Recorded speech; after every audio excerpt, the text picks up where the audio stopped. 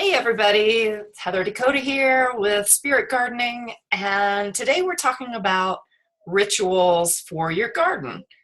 And I want to start out by actually probably smudging because that's what we do. I have my smudge stick here. Now this is great for doing your space, but don't do this around your plants. A lot of plants are very sensitive to smoke, particularly sage and tobacco. So don't do that around your plants as part of a ritual. So one of the things that I'm learning in my book, If Women Rose Rooted, is that we as a society, and women in particular, have lost our sense of place. So, and that enhances our sense of belonging. And if we don't feel like we belong to the earth, then the earth can't take care of us. So we've got this separation happening. So we want to care for the earth because we belong to it. And it's in our bones to take care of the earth. But modern society has taken us away from that. So some of these rituals are to help you reconnect with the land, whether it is where your house is or whether it is a particular location that you feel connected to. These are some ways that you can actually make that connection. And I'm sure all of you know in garden that you garden and you approach the land, the plants, the animals with respect and reverence. I'm sure I don't have to say that to you guys. So with some rituals and ceremonies, we are a part of the land is part of us, and Mother Earth is a mirror for what's going on in society itself, in the collective. And our ancestors knew this. And we're just now beginning to relearn it. The ancient wisdom is coming back to a lot of people. And that is, again, what she's talking about in If Women Rose Rooted. So, some of the rituals for the land are really steeped in ancient history. So, for instance, I am of Celtic background, and there are several things that they did in order to connect themselves to the land. And it was very, very important that they connect to their land for farming, for raising animals, for just providing the abundance for themselves and their families. So one of the things that they did was an oathing stone. And originally, the oathing stone was supposed to be for a married couple.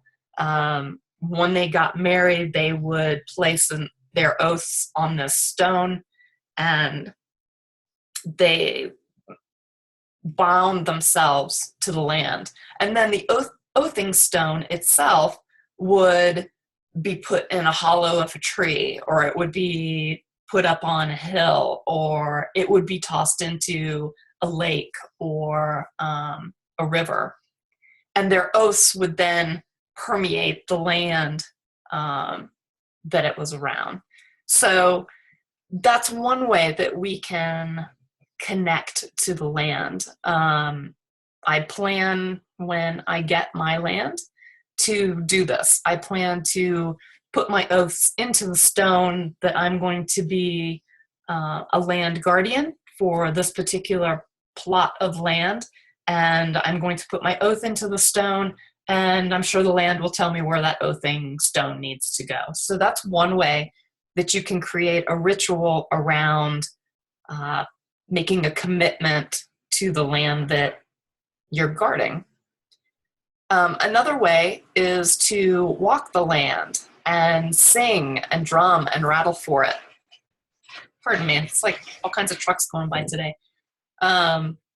So if you walk the perimeter of the land and you sing to it and let it know that you are there to take care of it, let it know your intentions. What are your intentions for this land? Sometimes lands don't yield abundance because they don't know what your intention is. So here's a little story. I'm in Albuquerque right now, and there are many places that we can get out of the city and up into the mountains very quickly.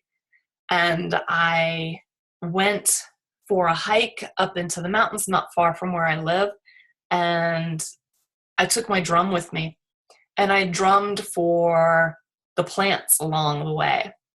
And I could actually hear the juniper giggling because they loved that so much. So I highly recommend trying to drum for the land itself. Singing to it is another great way. And then another way that you can become connected to your land is to actually root in it yourself. So for instance, you can sit in the middle of your property, even if it's just a small little plot, even if you are in an apartment, there's usually some green space somewhere in the general area. And you sit in that area and feel your tailbone and your feet rooting into Mother Earth and listen to what the land is telling you. This is called being a land guardian. And a land guardian is someone who takes care of their particular plot of land. It gives the earth what she needs in the way of nutrients, water, love, attention. So that's what a land guardian is. And if you own a plot of land, you are a land guardian. And so now it's time to step up into some ritual to help the land understand what your intentions for it are. Let's see, what else? If you want to go one step farther than being a land guardian, you can become an earth healer. And that's the direction that I'm heading, is becoming an earth healer. I want to be rooted in one particular place, but I also want to help other people become land guardians. And things are starting to form in my mind, and I believe that there's probably going to be a ceremony in becoming a land guardian for the land that you are taking care of at this time. So that's coming. So, important thing, state your intentions for the land and allow the land to tell you what it needs and wants for itself. We all want sovereignty. So sitting quietly in the middle of your land and listen with sacred ears as to what the land is telling you it needs. The other last part of that, of being a land guardian and rituals for your land, is to allow part of the land to rewild. You don't, in Native American beliefs, you only take what you need. So for instance, if you are wanting to grow vegetables or grow some flowers, do you need 20 acres in order to do that? Or can you do that on 1 acre and allow the rest of the land to just rewild? That will also be a reflection within you. Remember, the earth is a mirror. So if you allow the earth to rewild the way she wants to, then that will be reflected in yourself. You will be able to rewild as well. So then we go to the next part of that. We're talking from the big container of the land and Mother Earth, and we're bringing it down a little bit further to the soil.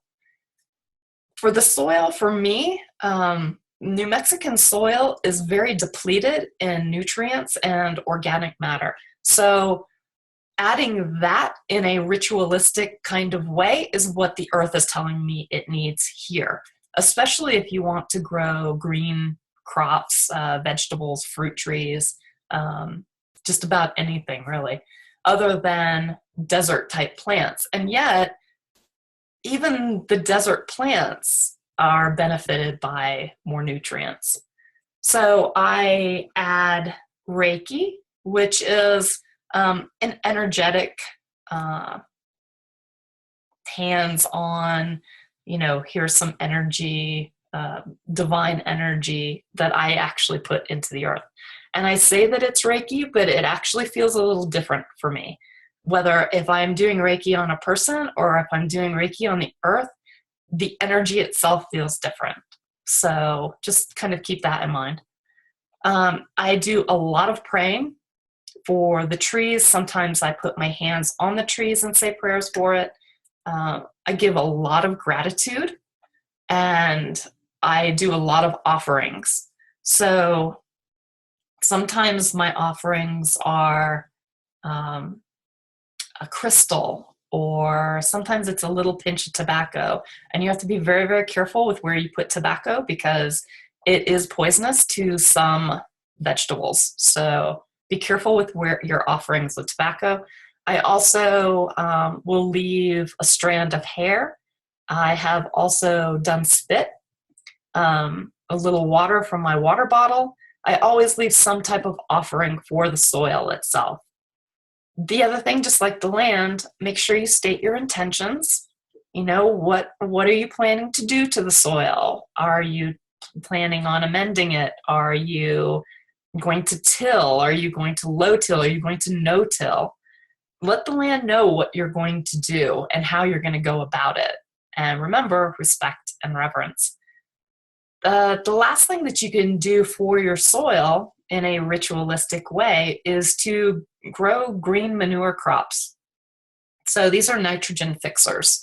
So you can grow clover, alfalfa, or vetch.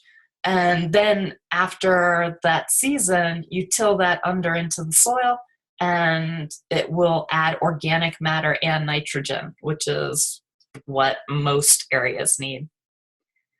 So then we're in the soil. The thing that needs is organic matter. It needs the mycelia, which are the fungus that connect all plants. And so you're asking for that to improve.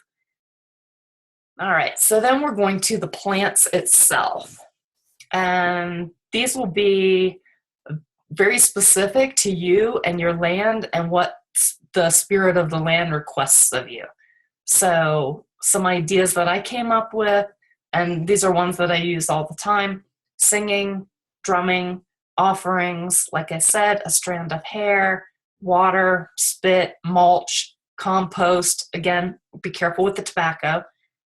Crystals.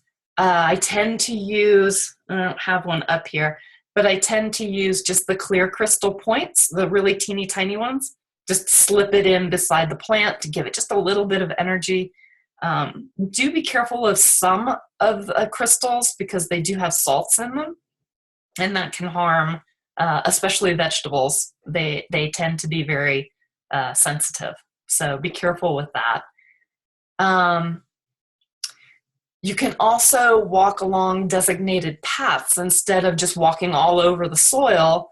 Walk in specific areas. This is honoring and giving reverence to the plants that are growing instead of walking all over them. Another thing you can do are festivals and celebrations, especially around the harvest. You want to give great thanks and gratitude for the plants that you're harvesting, and to let the plant know that you thank them for the abundance that they've given you. One last thing that I had is to never smoke or use any kind of smoke near plants.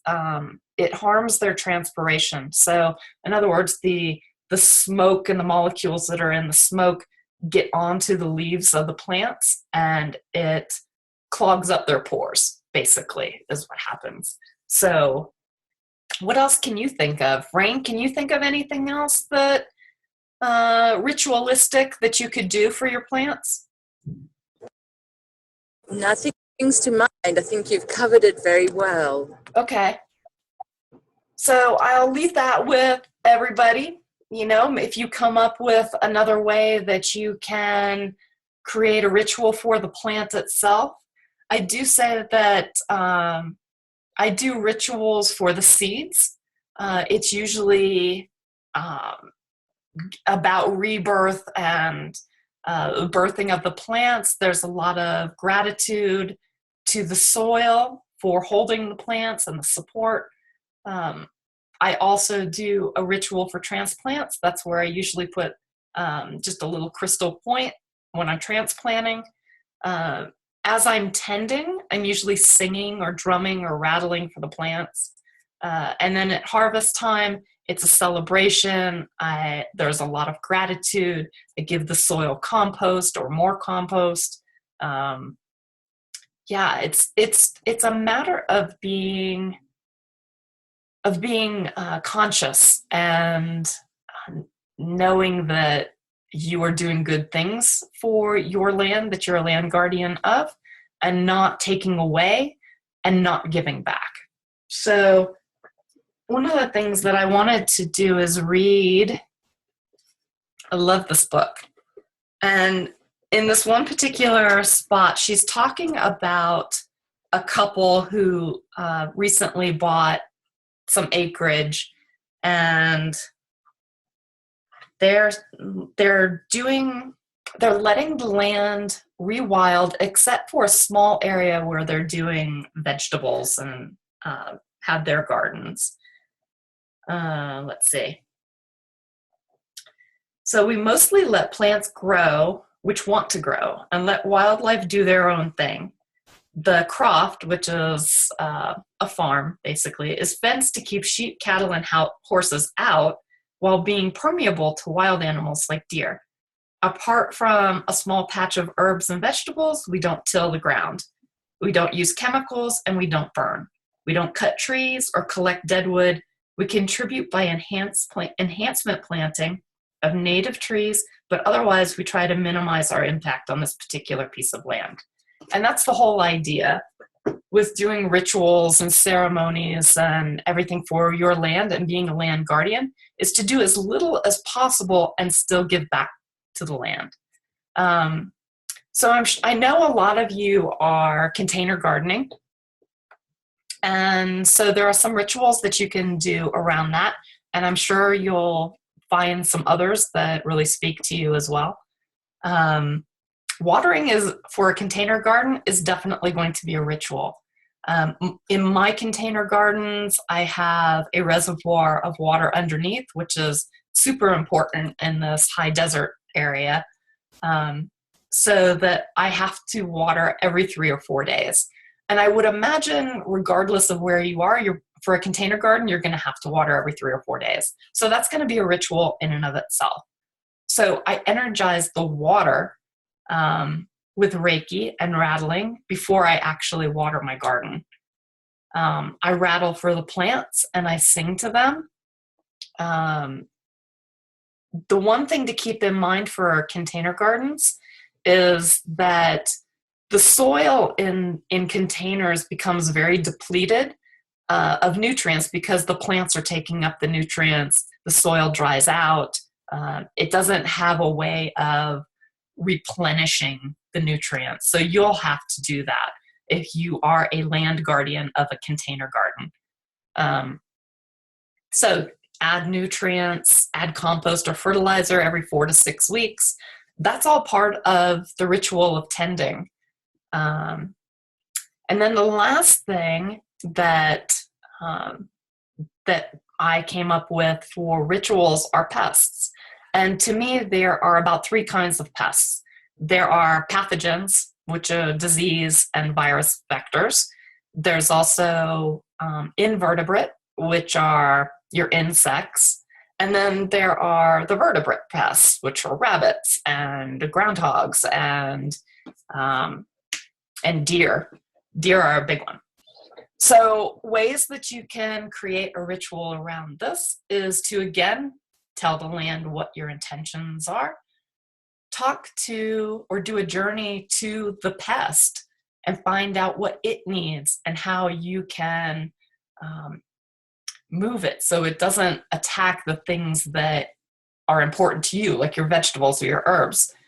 So For instance, for deer, there are ways that you can create hedges where they won't come directly into your vegetable garden. They'll be able to browse the outside edge of it, and they won't even bother your garden at all. With rabbits, you may have to stick some fencing in or guard your vegetables or fruits, because they will get in just about anywhere. So there are some things, some rituals. I would say journeying is probably a big one for pests.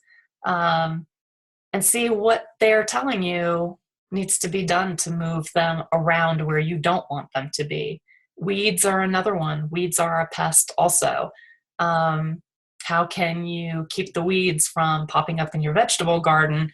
And maybe it's okay for them to be on the path. Here's where you're allowed to grow, and here's where please don't. So talk to them, see what they have to tell you. So that is, I know, quick, down and dirty. I was hoping that there would be some more people for some more questions. But feel free to put any comments in the section below. We can certainly talk more rituals and ceremony for your land in particular. If you have a particular problem that you need a ritual for or a ceremony, please just let me know and I'll see what I can come up with. These are just some of the things that I do for my own gardening and for the land that I seem to be very connected to. And Rain, do you have any questions? No, thank you though. This has been so helpful and very inspirational. Thanks, Rain. Oh, Rain's driving, so we want to keep her safe. Yep.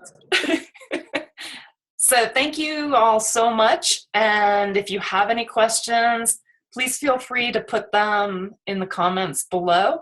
And happy gardening. Garden on, witches.